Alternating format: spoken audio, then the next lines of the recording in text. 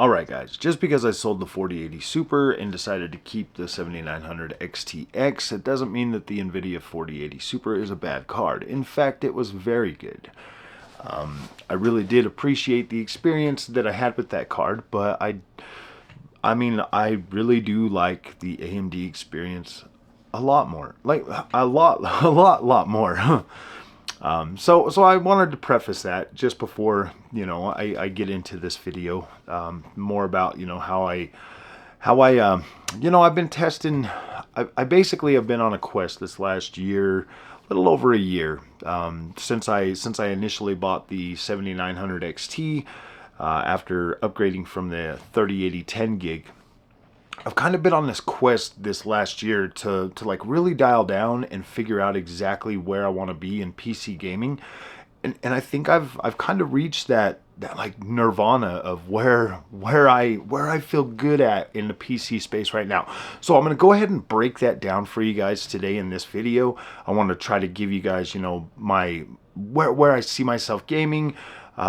What type of power level I'm going to be at, going forward, screen resolution, stuff like that. Just kind of help you guys get a better understanding, especially you, my friends, that are on console, that are thinking about going over to PC, and they just, because it's so confusing out there, man. Like, you literally, it's almost like you have to do what I did. Just block everybody out and just do things on my own, like get what I want to get what I think is interesting to me, and then start testing it. Shout out to my buddy Doc Dark for putting me in one of his videos the other day, talking about his switching from console to PC and all of that stuff. And this is just kind of a more well-rounded take on what Doc had to say. Especially with all the extra experience that I've had. Now, I put out a lot of videos that, can kind of be like all over the place, especially in the PC world. Obviously I got to get those clicks and stuff like that. But if we really take it back down to square one, I'm going to tell you guys what's going on, and we're going to look at this, okay? So, as you know, I've tested pretty much everything from low-end GPUs this generation all the way to pretty much the top end. The only thing I didn't buy is a 4090. I have no desire to buy that. And that became pretty clear early on that I would not need that power level, anyways, especially right now. When one of my favorite GPUs this generation, if you're wondering, is the 7800 XT and 4080 or 4070 Super. Those two right there are very good GPUs in my opinion. I liked both of them. 4070 Super is an amazing card. The only thing that really could potentially get in your way, coming up with new games and stuff, is maybe that 12 gigabyte VRAM buffer, but you never know. I mean, there's a way around that. You could definitely get that card to play and have some fun with that and really have an enjoyable experience. Going long term, you could easily lower a few settings, get yourself into a good spot VRAM wise, and you could fully enjoy the experience that 4070 Super would deliver.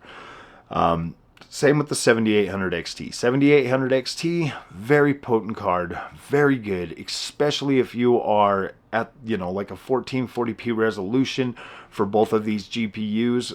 Definitely solid experiences. Both of them would push into 4K fairly decently. Definitely not with some of these newer games, but you could easily get a 4K experience with the use of DLSS or FSR or something like that. Even some games actually run natively at 4K on those two cards. So those are pretty, in my opinion, for the budget gamer, for somebody that's just coming from console, wants that PC experience.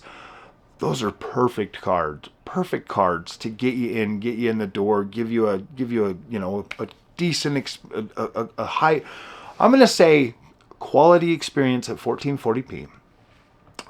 With some entry-level 4K that is good enough to be enjoyable, especially superior to the console experience. There's about where I think a lot of gamers would probably be comfortable. For me, and this is me, this is my opinion, this is how I feel about PC gaming, and this is where I feel the most comfortable going forward with this experience. Now, I've had a lot of experience, 4K, 1440p. Obviously, I played on 1080p for a very, very long time, just like the rest of you. We all know that 1080p looks good. Like it is perfectly acceptable visual quality. 1440p, in my opinion, is literally the sweet spot right now in gaming. I just think the hardware is at its peak with 1440p, just like it was at its peak with 1080p. We're right now. That is the time we're in. We are peak 1440p. We are getting the best bang dollar for power that we've ever gotten before. Like, this is incredible. 4K is going to be coming along very shortly. Within the next couple of generations, we'll start to get to really acceptable 4K. Right now we are peak 1440p, and that's where I'm at. I figure I've got at least another 4 to 5 years of 1440p gaming, and I'm okay with that. Like, I'm okay with that. I'm okay with being able to come back down to earth and be like, all right, man, what's really important to you? Chasing a 4K experience because all the other influencers are out there trying to get you to buy 4K TVs, trying to get you to buy the newest and greatest equipment every time. Obviously, those things, obviously if you take a step back and you realize that, hey man, this is just marketing to try to get me to buy stuff that I'm going to need to keep buying stuff to enjoy. Whereas right now we're at peak 1440p. And when I say peak 1440p, I mean that any GPU you buy right now, this generation, is going to sustain you until the next freaking until 4K becomes until 4K actually becomes like okay, every card can do 4K. Because right now we're at a point where every card that's sold this generation can do 1440p. Every single one of them. From your 7600X or your 7600 to 4060, all the way through to the high-end cards, all of them can do 1440p, and all of them deliver a measurable experience at 1440p above and across the stack. So right now, peak 1440p, super high frame rates, and an amazing freaking visual quality. Right now, if you want, in my opinion, if you want to be able to sustain 1440p at least till the end of until 4K actually becomes the norm, I would recommend your higher tier cards. Maybe your 4080 Super, your 7900 XT, XTX, GRE, 4070 Ti Super. Those ones there are really going to sustain you. With the 16 to 24 gigs of VRAM, I think you're going to be perfectly fine with that. That's going to give you enough headroom to, play around on 4K, dabble in 4K, do whatever you want. But everything else, under the 16 gig VRAM kind of budget or whatever, those cards are definitely like solid 1440p experiences and should get you through. But, there's always those anomalies. There's always those anomalies that could come out and completely tank the performance on any card. They're there. They're there, and they are possible to be coming out. But I think I've played enough of these Unreal Engine games to know that, like, 4K, not necessarily there yet, but 1440p still well within that window and well within, the specs of most of these GPUs that are out today. Now, my setup is the 39-inch ultra-wide LG OLED monitor. 39 inches, and that is basically 3440 by 1440p. So not quite 1440p and not quite 4K. Somewhere under in between, but definitely more in line with 1440p. Does require a little bit more power than regular 1440p to run it, just because of the ultra wide aspect of that, but still doable and still where I want to be. Now, I started a little bit weird with testing the GPUs this generation. I kind of started off at the second to highest card for AMD. Then went down to a 7800 XT, then went down to a 7600 XT, and now back up to the 7900 XTX, whereas with NVIDIA, I just kind of jumped in at 4070, 4070 Super, and then went to 4080 Super.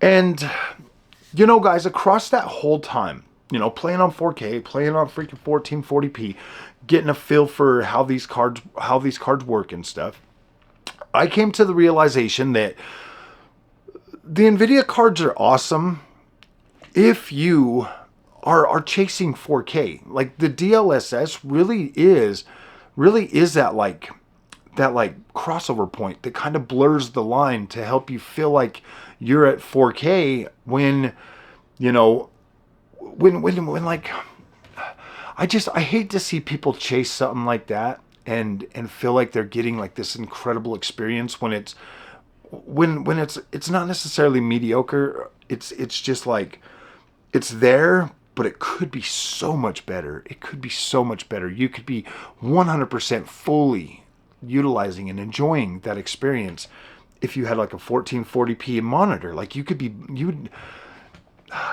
I think you'd be just as blown away. But yeah, you're right. The sharpness and the crispness isn't exactly there, and I think I think people are kind of, I don't want to say they're deluding themselves, because that's not true. I mean, if you're playing at 4K and you're enjoying it and it looks good to you, that's perfectly okay. And I get that. Like, I mean, dude, I was there before. Like my Xbox One X, I was like, yeah, I got 4K. And I was super excited about it. And I fully enjoyed playing that. And it looked so good. It did. It looked great. Like, it looked fabulous back then. I remember it. I remember it like it was yesterday. It looked so good. And I was so happy. And I was so excited. I used to tell my, babe, look, I got 4K. Yeah, you know, I get it. Like, I understand that, but I kind of feel like, yeah, I don't know. But so I kind of feel like if you were to be like, I don't know. I love NVIDIA for that. Like, I do. I love NVIDIA for that. And man, if I was still like this super crazed 4K person, I would love NVIDIA, because it really does deliver, you know, probably the most crisp 4K experience that you can get on PC gaming right now, 90% of the time, or yeah, 90% of the time. I'm gonna say that it is good, it is fabulous, and for anybody that must have 4K experience, do it, my friends, do it. Choose NVIDIA, have fun with it, enjoy your experience, man, and you know. Yeah, I don't judge you, man, because I used to be there. I don't judge. No, I'm not judging you. So don't judge me for loving my AMD at 1440p. So, but here's my thing, guys. So, as you see, 7900 XTX, top of the line AMD card that you can get. I'm thrilled. Like, I love this card. LG 39-inch ultra wide OLED monitor, freaking fabulous. It looks incredible.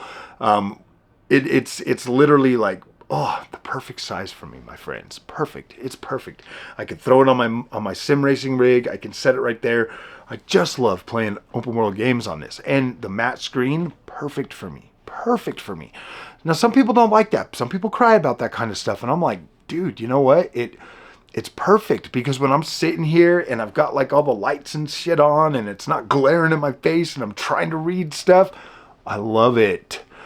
I can't do that on the freaking shiny glossy OLED. I'm like, gosh dang it, man. I hate seeing these reflections when I'm trying to read the print. It's so annoying. And like, I mean, to each their own, man. But 39-inch ultra-wide monitor on the freaking 7900 XTX. Now, I've told you guys this a million times.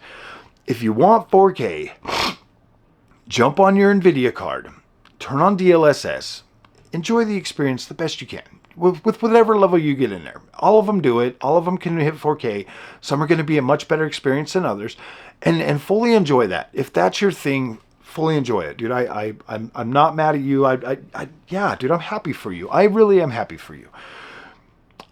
But if you want to have a great experience on 1440p and like really push it, I love virtual super resolution. A lot of people probably don't understand it. Why would you like that? Why wouldn't you just want to play at 4K? You're basically playing at 4K. Well, you're right. And you know, when I get onto some of my older games, you know, like Assassin's Creed games or some of these games that run at like 100 frames a second at 4K on my GPU now. Like I can literally put most of these games on there and run them at 100 frames a second on the 7900 XTX without any upscaling or anything, like native 4K. So what happens is when I throw that on the monitor, which is 3440 by 1440p, and I crank that up to 3840 by 1620p, that they're, you know, pretty much that it almost gives me the same exact experience, you know, at 4K frame rate wise. And then I downsample that back down to 3440 by 1440p. It makes the image quality look better. The AA, the anti-aliasing is almost perfect. The overall image quality, it's sharp, but it's sharp and dense instead of, you know, like sharp and, you know,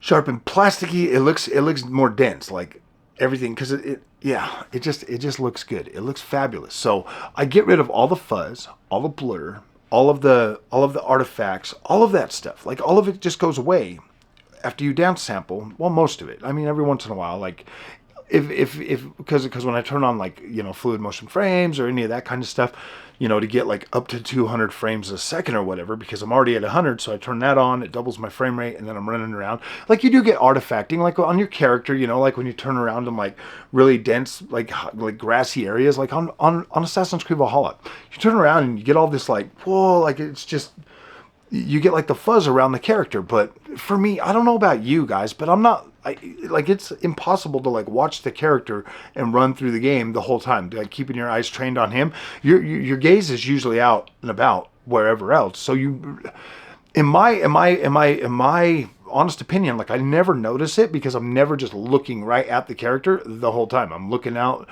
That's what I like about like those third person games, is like you can kind of look wherever you want, and you're because yeah. And anybody that tells you that they can see the artifacting all day long while they're playing, they're not playing. They're pixel peeping. They're gazing. They're running around. They're dawdling. They're enjoying the visuals. You know, and yes, that's true. You can see that, and you know, but it doesn't necessarily bug me because when I'm playing the game, I'm playing the game. I'm not running around looking at my freaking characters, you know, like artifacting.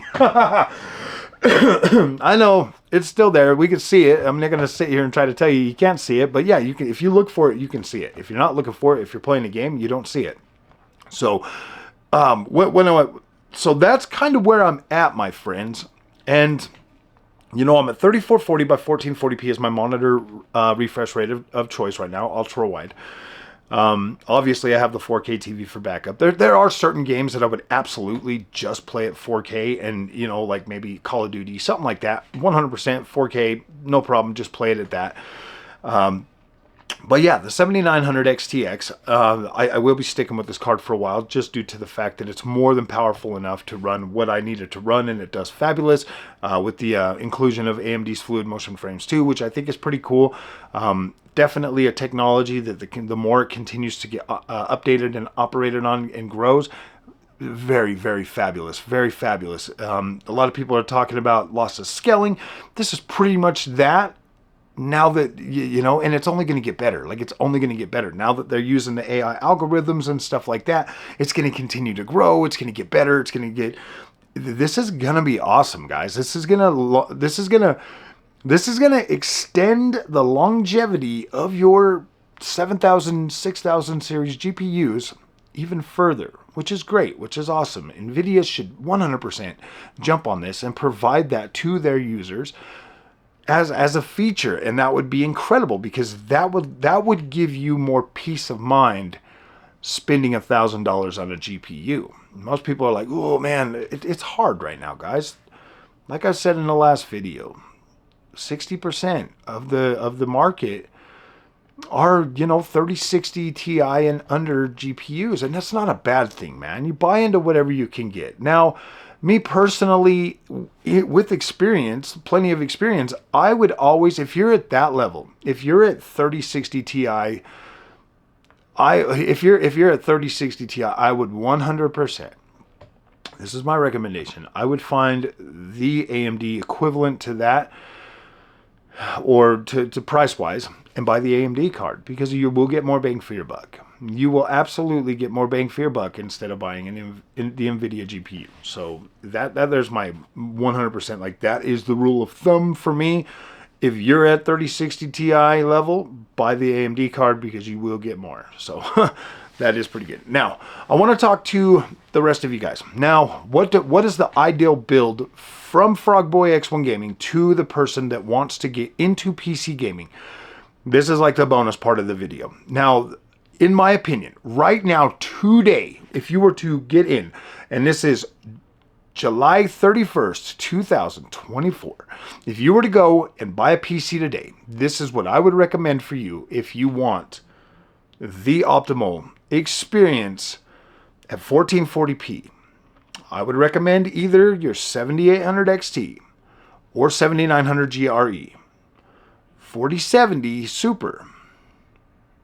Okay, 4070 Super. I wouldn't go any higher on the NVIDIA stack, because that is going to add a couple $100 for each tier up. So 4070 Super. And the reason why I put 4070 Super in there with the other two is because you do have DLSS, and you can utilize that to go a little bit higher. But yes, you will end up in the long run making some sacrifices by going with the NVIDIA GPU. But if you're going to use this card mainly at 1440p, I think that'll deliver a good enough experience. I mean, I tested it on all the games that I play, and it did just fine. So it will give you a good enough experience across the board at 1440p to last you a while and to continue to give you a good experience, plus allow you to play around with 4K and get a sharp, crisp, clean image. So I think that's good. So that puts you around, anywhere from like $450 to $600 for a GPU. The next most important thing is going to be your CPU, and I do recommend the AM5 platform at least a minimum of 7700X. Now I would say, now you're like, well, Frog, why not a 7800X 3D? Obviously that would be the best choice. You get a 7800X 3D. Perfect. But if you're trying to save money and get a little bit budget, that's why I said a minimum is a 7700X. Minimum. That would still deliver a pretty decent experience across the board, but I do recommend the X3D chips just because they do provide better, more stable 1% lows, and will help you better you'll have a better experience. It'll be, the synergies are going to be pretty dang good, especially if you go with an all AMD build. The synergies that these products, these chips bring together, CPU, GPU, is freaking phenomenal. Very, very nice. When I have the AMD build, it's just smooth sailing. When I got the NVIDIA in there, it's still smooth sailing, but you get more if you go with the full AMD build. If you're at one of those card levels, now I'm going to recommend a 1000 watt power supply. That just gives you the ability to upgrade. Also, if you do the 7800X 3D, that gives you a better upgrade path in terms of CPU. Motherboard, at least a B650. That's fairly cheap, and 32 gigs of RAM should be more than enough to get you by. Obviously, you're going to want SSD, maybe get like the crucial 4 terabyte. It was like $250. I got one of those. And then, obviously your case, you're going to want a nice case. So I suggest NZXT. I really love the H7 Flow. I think it is freaking incredible. Was very easy to build on. So as long as you have those specs, at least those specs, I think you'll be all right. You can run any of those cards with like 750 watt power supplies. If that's what you need to do to be in that budget, that's fine. If you're just going to build a whole PC every time you do it, maybe you do that. But once you get the power supply in there and you get all your cords ran and everything else, it is kind of a pain in the butt to like disassemble that and take that out and put, a new power supply in there. So I just recommend, for future upgradability, try to find a 1000 watt, power supply. Don't cheap out. Just get a good one. You don't need that thing not delivering power when you need it the most. So that build would set you back. Anywhere, like if you build it yourself, you could probably round all that stuff up for right around $1250. to $1,600 if you build it yourself. If you're going to buy a pre-built, you're looking at $1,600 to $1,700 for a pre-built. So that there's pretty much where you're going to want to come into the PC space, and that should deliver you a solid 1440p experience for at least the next 4 years. At least the next 4 years. Like, you should be solid. You shouldn't need to upgrade anything or do anything. You should just be able to get in there and fully enjoy the experience and have good performance to quality ratio across a lot of these games, my friends. So that is my honest recommended build right now. You do not need to wait for the next gen GPUs unless you're chasing 4K, because all of their card stack is going to be pretty much a lot more of the same with higher end versions. You know what I mean? So like, you're good to jump in. As long as you're picking your resolution right, you're good to jump in wherever you need to right now, because we are at peak 1440p. Now, if you guys like this content, do not forget to like and subscribe, my friends. I'll see you guys in the next one. Thank you so much for watching.